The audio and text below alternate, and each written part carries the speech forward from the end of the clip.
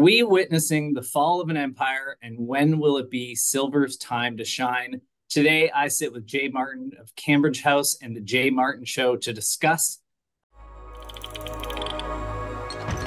Welcome to Inside the Vault with SWP. Join Mark Yaxley as we explore the latest news, reports, and some bullion basics for investors old and new. Let's get to it. Hello, everyone, and welcome back to Inside the Vault with SWP, a weekly show where we dive into the world of precious metals with the brightest minds in the space. If you're new to the show, you can find all of our previous episodes posted on the Strategic Wealth Preservation YouTube channel, along with a host of other educational content on the world of precious metals. While you're there, please do us a favor, like and subscribe, hit that notification bell so you don't miss when we go live. And your support goes a long way to helping us educate future metals investors on the importance of holding metals in their portfolio. I'm your host, Jeremy Varlow. I'll be joined by Jay Martin, as I mentioned, the CEO of Cambridge House, as well as the host of the Jay Martin Show on YouTube. He'll be with us in just a moment, but let's get the ball rolling as we always do with CEO of SWP, Mark Yaxley, with his weekly market update. How are you doing, Mark? Hey, Jeremy, doing well. Really big week for gold. Excited to talk about that. Excited to have Jay on the show. You know, he's one of the young, energetic guys in our industry. He's done a great job promoting the VRIC conference. Talking to him just before the show here. Wanted to give him full props for that. So really good show today. And yeah, like I said, gold had a really big week. It's touched 2,200 US dollars an ounce twice in the last 5 trading sessions. 2,200 is a really significant psychological number for precious metal investors, coming off the backs of increased or renewed tensions in the Middle East. Obviously, the conflict in Gaza hasn't gone away, but you've seen a lot of conflict now rising or brewing between the United States and their policy, their foreign policy, and what Israel is trying to accomplish. So that's bringing it right back into the headlines. And then, unfortunately, you had really sad terrorist attacks happen in Russia over the last couple of days, and that's also seems to have added some fuel to the fire and the gold price, elevating the geopolitical risk factor. But despite gold's strengths, what a lot of investors are talking about, and I'm sure we're going to touch on it today, is actually silver. An ounce of silver is currently trading for about 25 US dollars. But what's really come into focus is the gold silver ratio of late. It remains high at about 86 to 90, the ratio of the price of gold versus the price of silver. And that's compared to a 5-year average of about 83. As a result, a gold-silver swap has become appealing to investors who are looking to capitalize on silver's relative weakness versus gold. A couple other factors to keep in mind for silver that's building a strong case for the metal. Indian silver bullion imports surged to a record monthly level in February.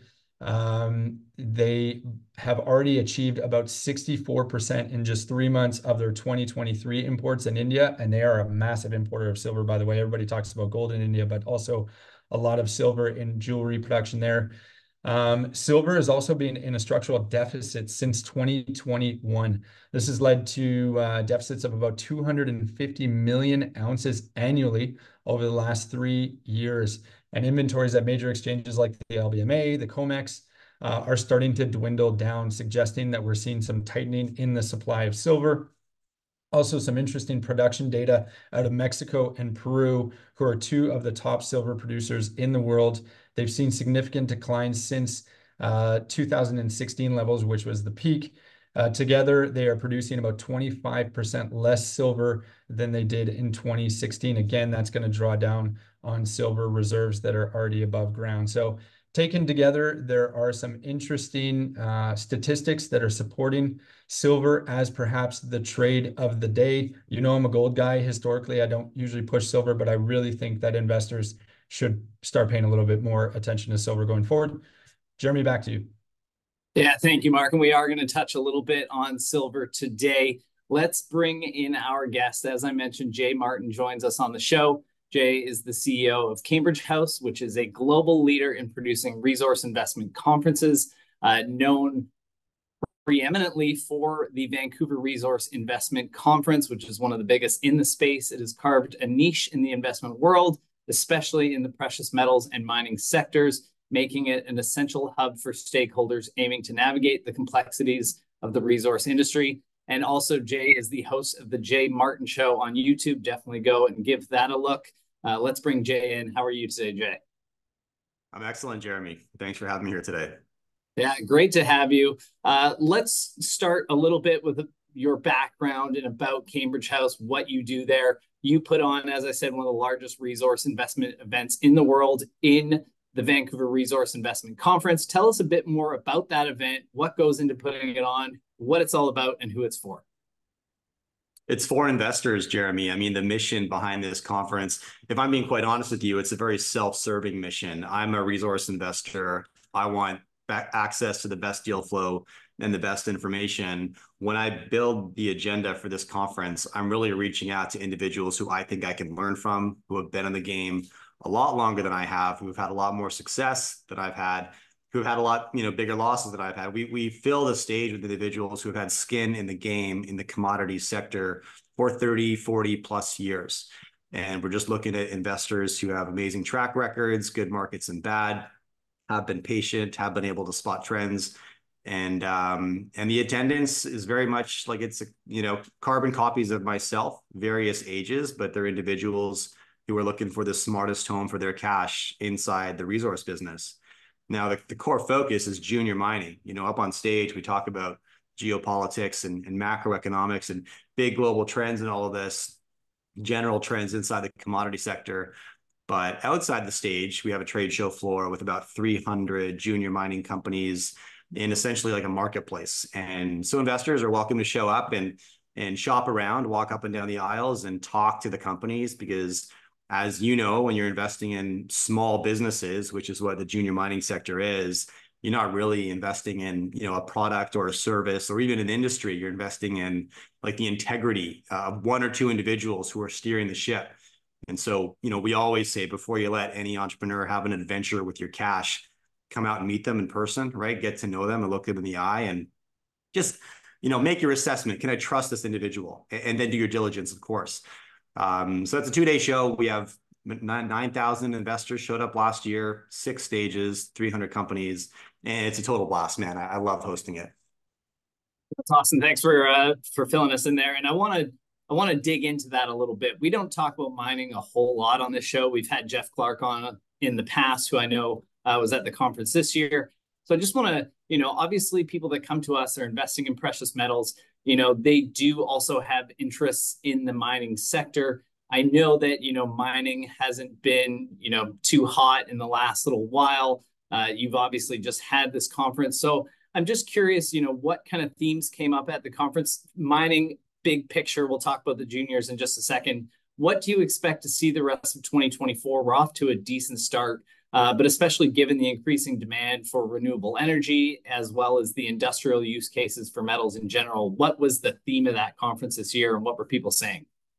Yeah, the overarching theme was time horizon. And that was the idea that I tried to drive into every panel discussion that we had, because, I'm a long-term value investor, and most of my speakers that we invite to the show are as well. And that's the way that I think the intelligent way to play the market, to be honest with you, but definitely the commodities market. And over the last few years, there's been a surge of sort of short-term trading mentality in the market. Lots of like silly FOMO stocks and meme stocks and all of this behavior. And, it's dangerous, quite frankly, to approach the market as if it's some kind of a get rich quick scheme. If you approach it that way, it's far more frequently a go broke fast scheme, right? But if you do your work and you have patience, it's a get rich slow scheme, right? That's what the market can be for you.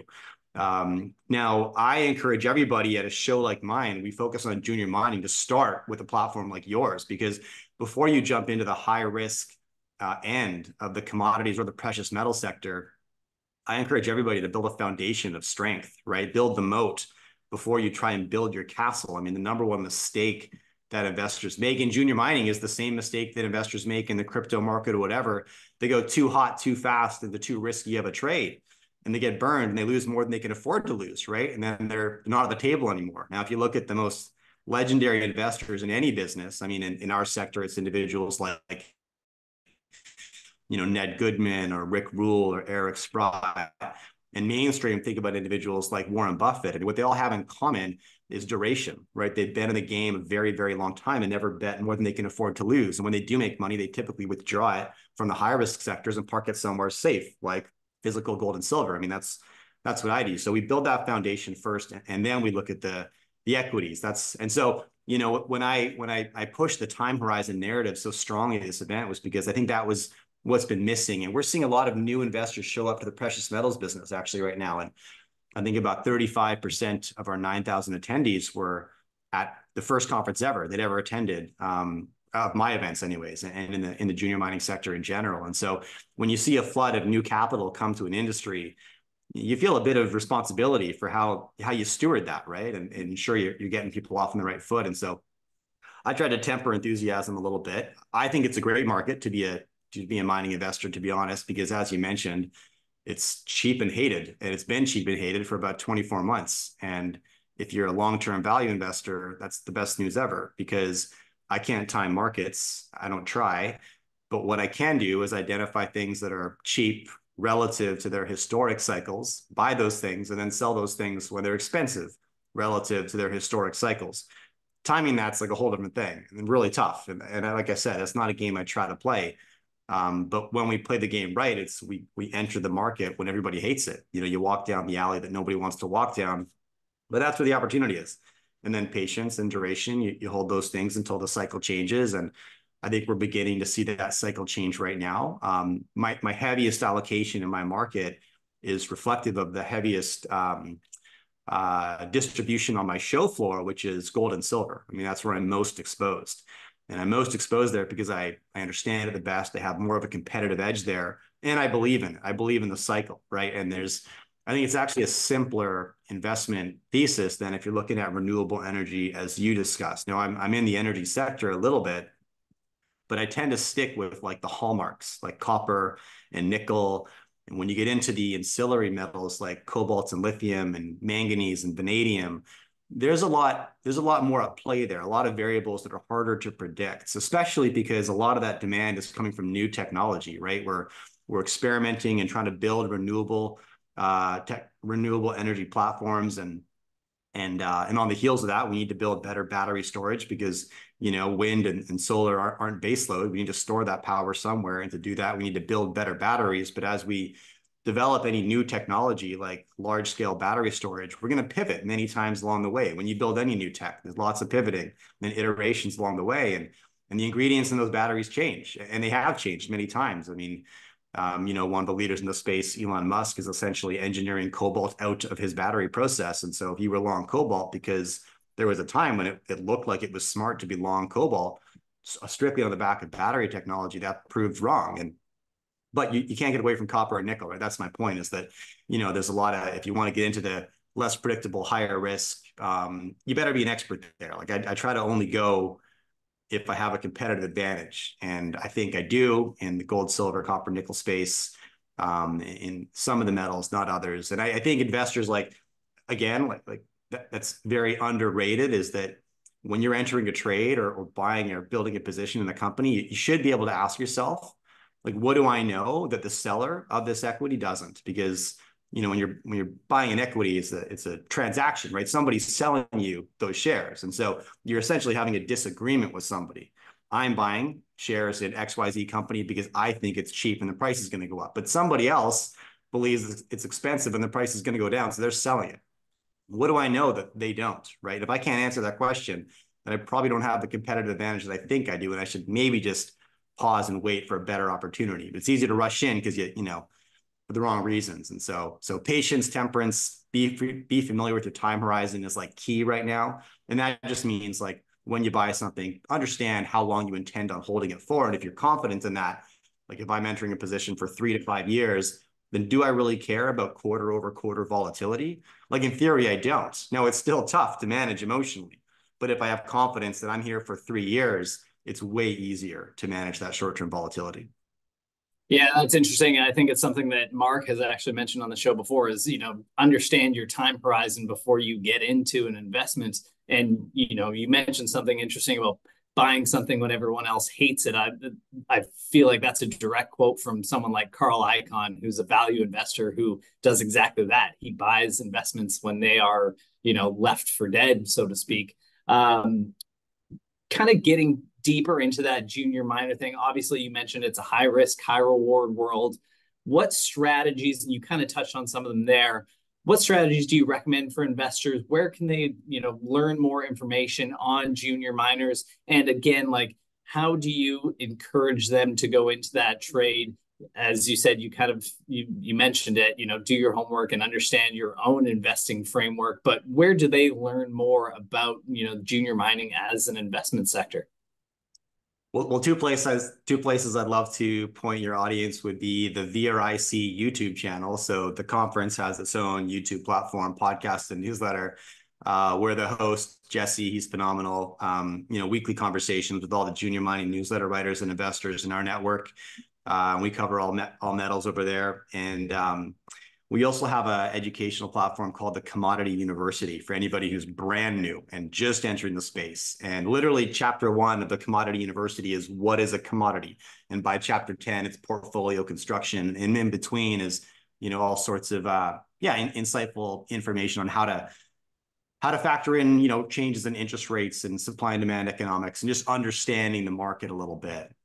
But I'd say find personalities in the sector. Like if you're wanting to increase your acumen and your investing intelligence in the junior mining sector, there's endless gurus and personalities you can follow. And you got to find personalities who communicate. And so find your team, find your gurus, find your mentors in the space. The beautiful thing about today's digital media landscape is that, Ray Dalio publishes articles almost every week. So if you want to be mentored by Ray, you kind of can in a weird way. And there's endless podcasts, newsletters, and YouTube channels that are just like that, right? Individuals in the junior mining sector who are putting out content. So find personalities who communicate in a way that resonates with you and that you enjoy learning from. I mean, that's rule number 1, because if you enjoy the process, you'll keep going back. But if it's arduous, you're not going to take away nearly as much. You're not going to go back.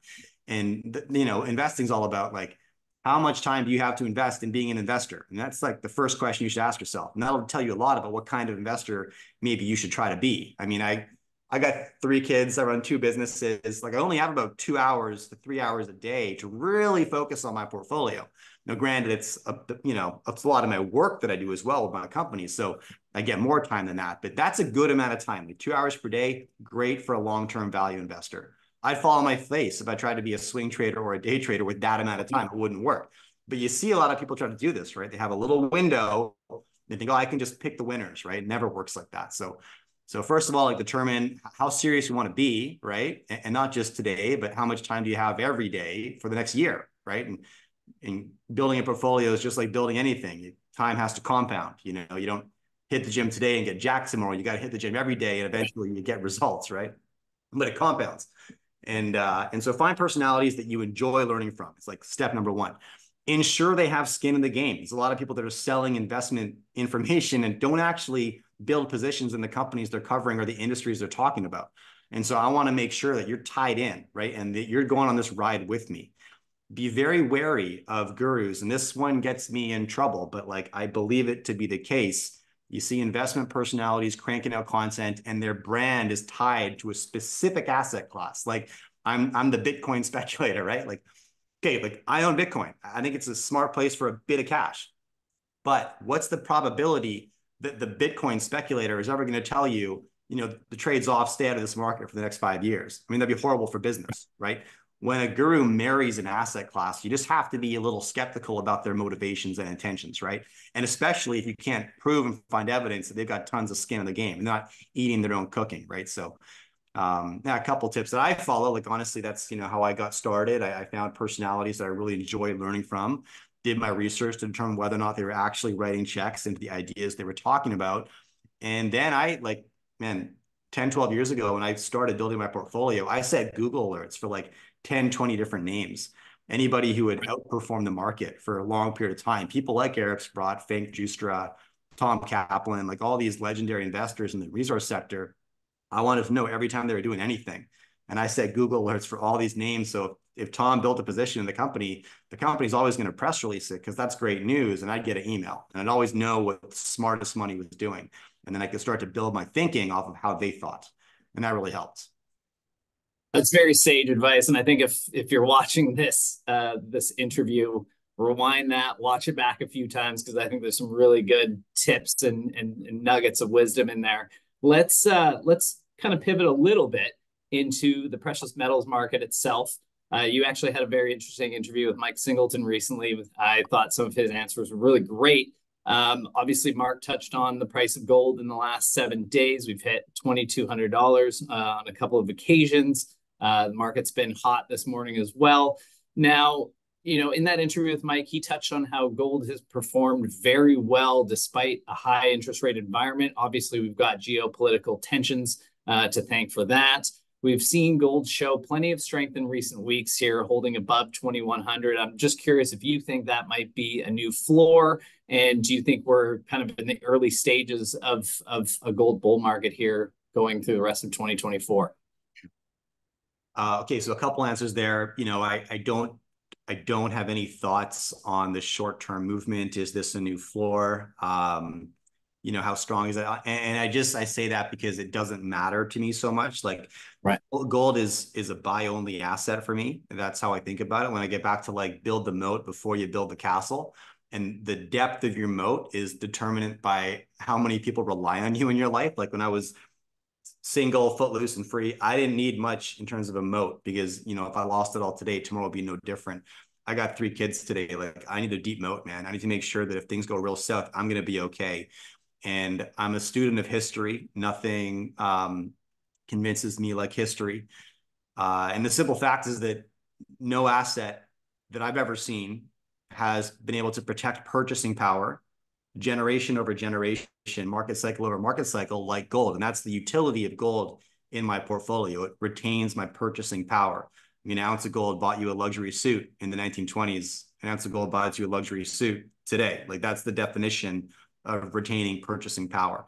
And so, I don't have thoughts on the short-term price. I do think gold is cheap right now relative to where it's going to go. When it's going to go there, I'm less confident in. But once again, I don't care. And I actually get anxiety when the gold price goes up. Now, when the gold price goes up, it's good for my portfolio because I have a lot of exposure to mining companies, junior mining companies who are leveraged to the gold price.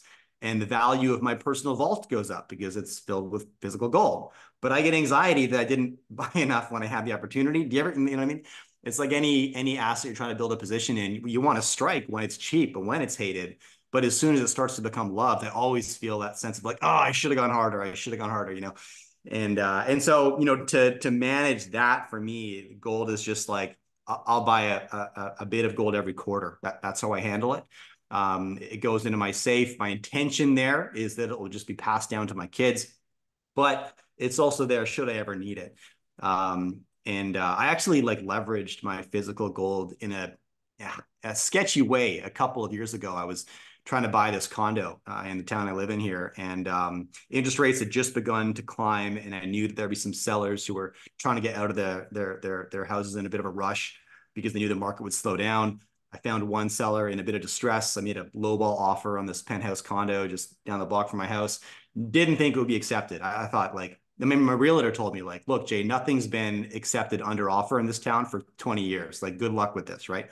The guy accepted the offer within 3 hours. And so I was suddenly in a position where I had to come up with a big chunk of cash in a short period of time that I wasn't expecting. And I was a bit tight on liquidity.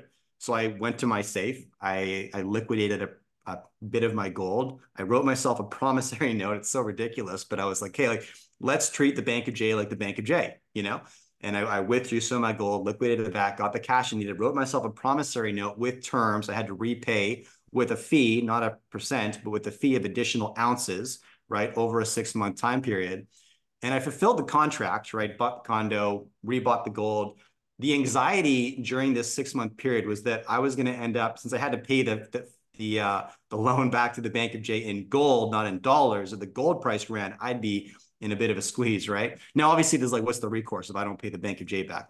Like none, right? Except my mental health that I didn't do what I said I was going to do, which is important. But I also found it very empowering once I fulfilled that little deal that it's oh, it was a actually strategy that Rick Rule walked me through years ago. And he's like, I learned when I was in my teens that I should become my own bank, you know, and that's how I started to think about gold in my portfolio. It's like, yeah, this is the treasury. This is you becoming your own bank should you ever need to. I never actually exercised it like that, but it was fun to. And then obviously I fired Rick in notes and let him know exactly what I did. He thought it was hilarious, but yeah. Well, I'm glad that worked out for you because I was on the edge of my seat wondering like how does this play out for Jay here. Let's pivot quickly to silver as Mark touched on in his market update. We've got clients that come to us all the time. They've watched various YouTube channels, listened to podcasts that silver's going to run, silver's going to have its day. You guys, you touched on this at the conference. You had Robert Kiyosaki, you had Jeff Clark on for a really interesting conversation. And I'm just kind of curious your takeaway there, because as we know, when gold runs, silver sprints, as the talk was called. What were your key takeaways from that conversation that you think paint a picture of what it will take for silver to move like everyone thinks it should? Well, again, I think it's inevitable just looking at the historic cycles. But again, I don't know when. What I have seen is that more money can be made in a very short amount of time in the silver sector than I've seen it made in the gold sector. And that's because of the slingshot effect. Gold typically leads the way in the precious metals market, and then silver follows with rapid speed. And building on top of that, so for example, right now I'm aggressively shopping for early stage silver exploration companies who already have, decent sized deposits. So they've got a decent ounce count, but they're not in production. So they're very cheap because the market hates them and silver's not loved yet. And, when silver does what it's historically done, which is follow the gold price into the next rally, the leverage of these smaller junior miners is tremendous. And a lot of money can be made when that market turns. And again, I don't try to time it. I'm just quietly building my positions right now in companies that I love, who are led by management teams who have already put the puck in the net once or twice, and their shareholder base kind of reinforces that confidence that they've attracted the smart capital because they've shown the market they can do this. And then it's a waiting game, right? But yeah, the way I think about those two markets is I'm more exposed to gold, just generally speaking, physically for sure. I don't own much physical silver, just from a space standpoint. But when it comes to the equities right now, just to quote Rick Rule again, that's where you get the rip your face off rally is in the silver juniors when the precious metal market turns. So I just want to make sure I'm not caught flat-footed when that occurs. I've seen markets turn when I'm ready, seen them turn when I'm not ready. And it's nice to just build those positions today. And then if silver takes off in 6 months and 2 years, I'm good. Yeah, and that just again comes down to time horizon, as you've said, quietly building your position and having patience. So a great answer. Thank you for that. Lastly, just as we kind of wrap up here, and this is going to be maybe the chewier, denser topic for the day, which is quite something to finish on. But you also spoke with Ben Shapiro recently about this year's election. It was a very fascinating conversation. Ben thinks that it's the most consequential event in geopolitics. I listened to it. As I said, it was phenomenal. What was your takeaway from what Ben had to say there? Jacob Shapiro, different Shapiro, but yes. Oh, sorry. Yeah. Jacob Shapiro, pardon me. Yeah. No, not related as far as I can tell, but right. Also a very smart guy and very tapped into Washington, very tapped into the geopolitical circles and tapped into the investment sector through his work with cognitive investments. So he was mentored under George Friedman, who's one of the most respected geopolitical analysts in the world, and now does his own thing. And yeah, his take is that that the U.S. election coming up will be the most consequential event in geopolitics today. And that really caught me by surprise because deep in geopolitical circles, it's widely understood and agreed that the president is far less important than we make them out to be. And that's the beauty of the US Constitution, is that it limits the power of any one man or woman. And so although we obsess about who's in that seat in the White House, they actually have far less power than we understand and have far fewer choices than we understand. And in reality, even the prime minister of a European or Canadian, of Canada. They're far more powerful within their country than the American president is within theirs. Now, obviously, as the global superpower, they have far more leverage over global trade and the global economy. And so that's what we're paying attention to. But his thought process is essentially anchored on two main points that if Trump is reelected in November, allegedly he has already leaked to Hungarian President Viktor Orban that on day one he'll begin withdrawing forces from the Ukraine and let the Europeans fight their own war effectively. The issue is that Europe's very ill prepared to do so, and so two events that could occur there are that either one, this becomes the unifying event for the EU, because with an American withdrawal and with lack of support of American troops, they'd have to coordinate and build out very, very quickly. And sometimes that can be a positive in terms of strengthening a bunch of independent entities, right? If you're left to fight your own battle. The opposite effect could be that, in North America, we tend to think about Europe, the continent, but obviously in reality, it's a collection of independent countries that think and act differently and have their own policies and decisions to make. And there could be a fracturing of individuals and individual countries who want to make a deal and some who don't, right? And so, and also, I guess his take is that he expects in a Trump election, Trump to restart the trade war immediately with China. And he said effectively that he's going to implement, 35 to 100% tariffs on Chinese goods. And that would be very disruptive in a way that, often the election isn't. It's more disruptive at home. But, as Jacob argues, there's certain moments in history where the US election does have massive ripple effects through so many massive global economies that it is the event to watch. And his argument is that this is one of those events. So, yeah, keen to watch what happens there. Yeah, it was a really interesting conversation. And if you're watching, do head over to Jay's channel and check it out. Jacob, if you're watching, my apologies. But yeah, really, really good talk. I wanted to finish with one of the speeches that you gave at this year's conference about the rise and fall of empires historically. Obviously, many metals investors and people we talk to feel as though the US is kind of on the precipice of becoming the next fallen empire. I know it's hard to distill in, a 2 or 3 minute answer, but what are your thoughts on the US empire at present? Obviously, you talk about money supply and devaluation, wealth disparity, conflict, debt, etc. How do all of these things play into a potential scenario where the US loses its seat as the world superpower?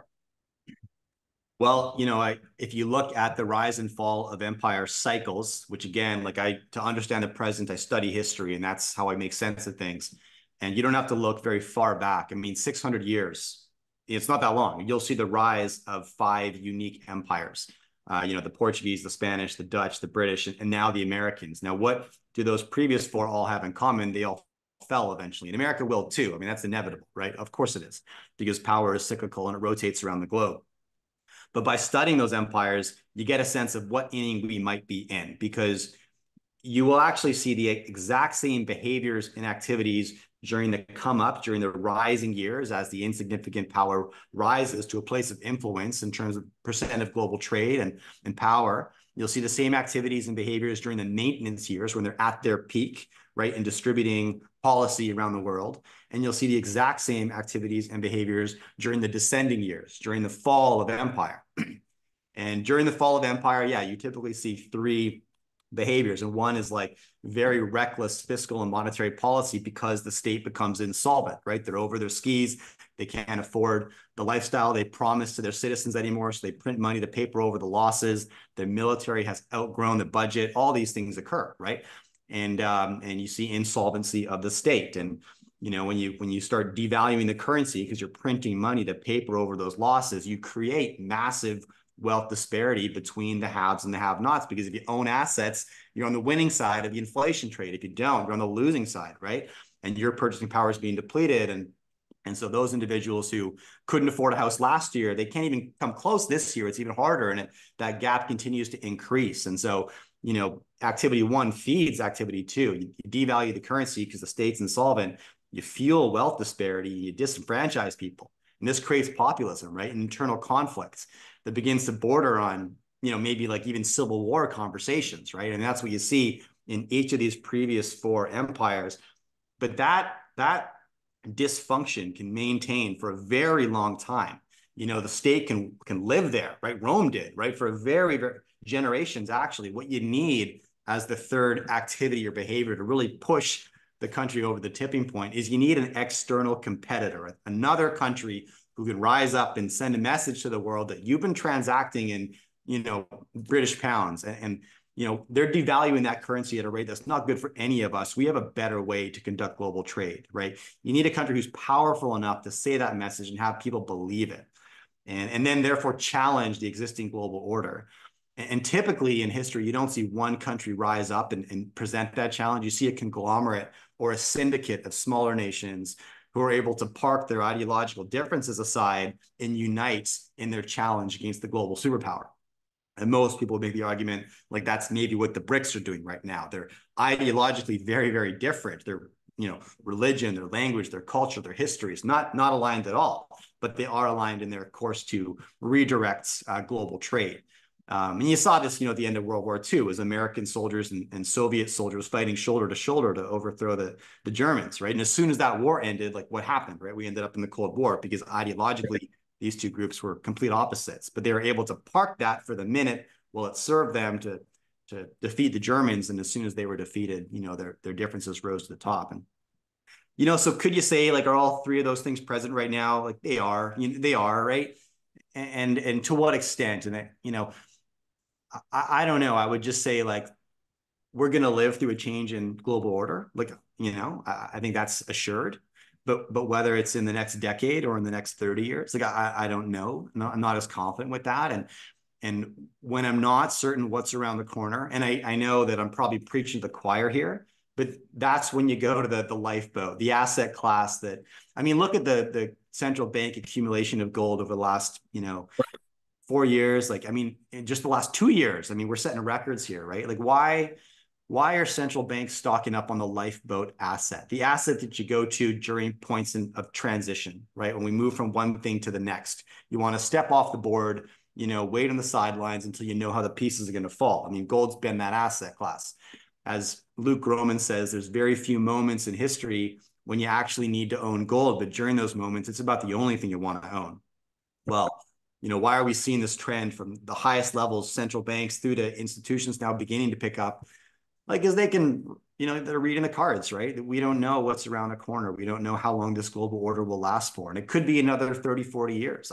And again, like, the net asset value of America is bigger than the currency, right? You have to factor in the strength of the education system, the military, the innovation sectors, the medical system. All this stuff packaged together is the net asset value of a country. When people say the US dollar isn't backed by anything, it's like, well, it is backed by the strongest military the world's ever seen. That does matter, right? Like, love it or hate it. I'm not advocating for that, but it does matter, and it can prolong the life. So there's a lot of play. I do think we're in the sunset years of the American empire, but I think the sunset years can go on for a very long time. And what it will come down to, I think, is like, are we able to start discussing internally again? Because right now we can't really. There's not a whole lot of civil discourse occurring, right, inside the walls of America or Canada or Europe. Like, populism's really hot, and we're not agreeing on anything, and little issues are becoming huge issues, and that internal conflict is raging. And it's hard for me to see, like, how does this correct? Because you look at the trajectory of the unrest, and it looks really scary, right? But I had the former Prime Minister of Canada on my podcast. I asked him this question. I said, if you look at the trajectory of populism, it's just heating up. It's like a one-way street. And we're seeing more aggressive extremist groups arise internally. And does this turn around? And he said, I know it seems that way because you're a millennial. But Jay, I grew up in the 60s when political leaders were being assassinated and protests were way scarier than they are today. So perspective and context, right? Like, we've come back from worse and got our act. And so that's why I withhold judgment on, like, where are we exactly in the cycle? It's like, it looks like we're at inning 8, of a 9-inning game. That's how it looks sometimes. But again, like, back up, temper my enthusiasm, speak, it could be that we're not. It's hard. It's very hard to read the cards. So just, but you build them out, then you're good. And that's the benefit of gold. I know I'm preaching to the choir, but if you're taking care, right, of your portfolio that way and your livelihood that way, then you're good. You don't have to worry about it so much, right? Because you built the insurance policy that protects you in that event that you do live through it. Yeah. That's the perfect answer. I told you it was a chewy, dense topic to end on, and I think you answered that very succinctly. And as a follow-up, if you're interested in watching Jay talk about the rise and fall of empires, definitely head to his channel. There is a long-form answer to that question posted on the channel from the Vancouver Resource Investment Conference. Listen, let's just wrap things up here. We really appreciate you coming on, Jay. Just in parting, if you can tell our viewers where they can find more of your work and follow you. You mentioned a couple of YouTube channels at the top of the show. Maybe pop those in here one more time. Certainly, Jeremy. Thank you. Yeah, I do host the Jay Martin Show. It's easy to find wherever you download your podcasts, Spotify, Apple, iTunes, etc. We're launching a new venture right now, which I'm very excited about. This is the Vancouver Resource Investment Conference YouTube channel. It's been going for a couple of years, but I'm launching a new live show every Wednesday at 2 p.m. Pacific time. It's a full hour where I'll be breaking down my thoughts in the sector where I'm allocating cash, and then I'll be joined by a guest every single Wednesday live. And so lots of opportunity for community engagement, hit the live chat, ask questions to myself or the guests that'll be joining me, people like, Rick Rule, Peter Schiff, Mike Maloney, lots of individuals that I've had on my show and many, many more. So I'm pumped on that new venture.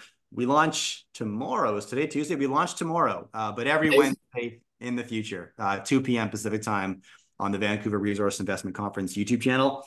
And that's it. That's where you'll find me. Awesome. Thank you very much. Once again, Jay, we'll definitely be having you on again soon. And good luck with the new channel. Appreciate you guys. Thanks very much. Cheers. All right, let's jump into our weekly Bullion Basics segment. Let's bring Mark back and see what he's got in store for us today. Yeah, thanks, Jeremy. Really interesting conversation with Jay. A lot of good nuggets there, as you said.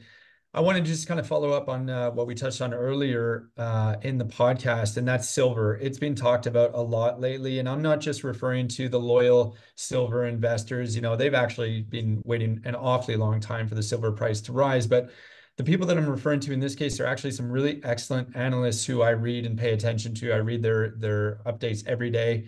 And for the last 30 days or so, I've really seen kind of silver rise up as a topic of conversation. And generally, silver is kind of at the bottom of the article. Gold is buried, kind of buries it. So that's caught my attention. And what is really come back into play, like I mentioned earlier, is the gold silver ratio, which is standing at 88-1 as of this morning. Jay mentioned it during the conversation. Silver will sprint. It's more a question of time. And I think right now what we see is a window of opportunity for precious metal investors who have thought about adding silver to their position. So the question becomes, how do I actually go about this conversion from gold to silver? And for some of us who have been buying gold and silver for a long time, it seems really straightforward. But often that's the question that we're asked at SWP is like, how do I go about converting my gold maple leafs into silver? Like, what does that actually look like? So what we call it is a metal swap. You're going to want to contact your dealer of choice and say, look, I'm interested in doing a metal swap from gold to silver. And what that comes or what that looks like essentially is you have two transactions. The first transaction, you're going to be selling your gold to the precious metals dealer. You're going to receive a sum of money either in Canadian dollars or US dollars, which you're going to hold for a very, very short period of time, because then the second transaction or the second half of that swap is going to be you using the proceeds of that sale to purchase physical silver in the case of dealing with a dealer like SWP or another precious metals dealer.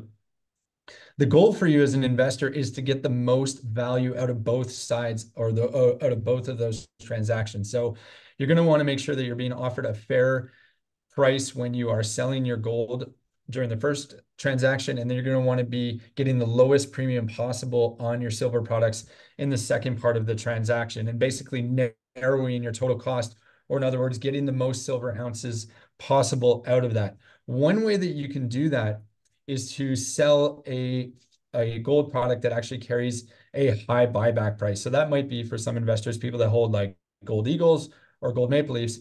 You might want to consider selling that product and then buying a silver product on the other side of it that actually has a very low premium, like 100-ounce silver bars or even 1,000-ounce silver bars, if you've got enough capital to do that. So by getting the most out of your gold sale and then lowering your costs on the gold purchase, what you end up with is more silver ounces, which is what you set out to do in the first place. And take advantage of that gold silver ratio to the best of your ability. Thanks, Jeremy. Awesome. Thank you for that, Mark. That is all for us today. Thank you so much once again for watching, and to Jay Martin of Cambridge House and the Jay Martin Show for joining us. Also, check out the Strategic Wealth Preservation YouTube channel for all of the information you need to know on precious metals investing, or shoot us an email at info@swpcayman.com, and a member of our team will assist you. Until next week, stay safe and happy investing. Thank you for listening to Inside the Vault, the podcast that opens the door to precious metals. We hope you learned something new and enjoyed the show. See you next time on Inside the Vault with SWP.